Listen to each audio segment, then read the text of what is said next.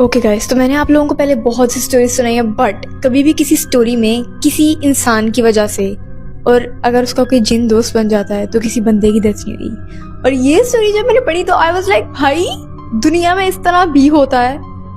I am shocked. और एक और बात, मेरी फैमिली में जो सारे सीन्स हो रहे थे राइट, उसकी वजह से मुझे मेरी मम्मा से डांट पड़ी और मम्मा ने कहा कि तुम अब घर की स्टोरी कोई नहीं बनाओगी थोड़ी देर तक, लाइक 1 महीना इंतजार कर लो, सब कुछ ठीक हो जाता है तो फिर बेशक उस सब के बाद तुम अपने फॉलोअर्स को सारी स्टोरी सुना देना, बट अभी नहीं सुनाओ। तो गाइज घर वाले सीन से थोड़ी सी ब्रेक लेते हैं बिकॉज घर में हालात कुछ ठीक नहीं चल रहे, समझ रहे हो तुम लोग उस सेंस में।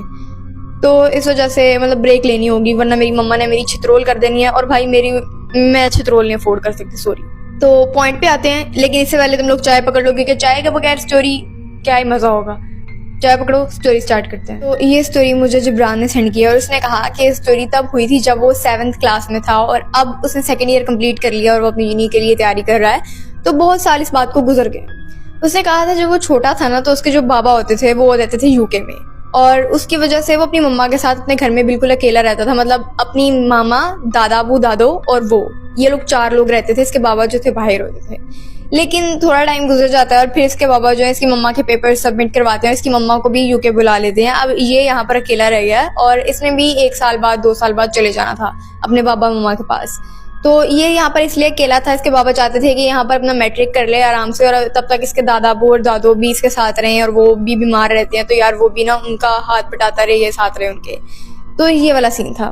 मैं ग्लासेस उतार दूं या पेन ही रखूं क्योंकि मुझे प्रॉपर नजर नहीं था इस वजह से लगाई है। अच्छा, तो उसके बाद क्या होता है कि इसने कहा ये अपने दादा और दादो के साथ रहना स्टार्ट कर देता है जब इसकी मम्मा चले जाती हैं। ये उनका बहुत ख्याल रखता था, लेकिन इसने नोट किया कि जो इसके दादा अबू थे ना वो इससे ना बहुत ज्यादा तपते थे। मतलब मैं पंजाबी के वर्ड यूज कर रही हूँ लेकिन इसका मतलब है कि इससे बहुत ज्यादा ना चिढ़ते थे, इससे तंग आ जाते थे, पता नहीं क्यों।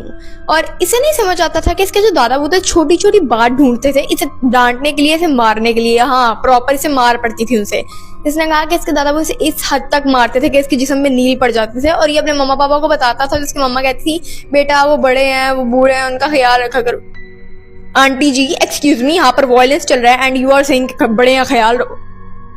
भाई मेरे बच्चों को कोई इस तरह मारता तो मैं उसको कर देती, लेकिन हाँ मैं तो खुद बच्ची हूँ, 19 की हूँ, सॉरी, व्हाटएवर, बकवास बंद करता हूँ। हाँ देखो, अब इसे इसके दादा वो बहुत मारते थे और इसने अपने मम्मा पापा को बताया, लेकिन यू नो ऑब्वियसली वो अभी कुछ कर नहीं सकते थे, वो वापस तो आ नहीं सकते थे, इसे लेके फौरन जा नहीं सकते थे, टाइम लगता है। इसने कहा कि टाइम गुजरता जाता है और ये अपनी क्लास में अच्छे तरीके से पढ़ रहा था। अब लाइफ तो जा रही थी इसकी और इसने मतलब 10th के बाद चले जाना था अपने मम्मा पापा के पास। मतलब अभी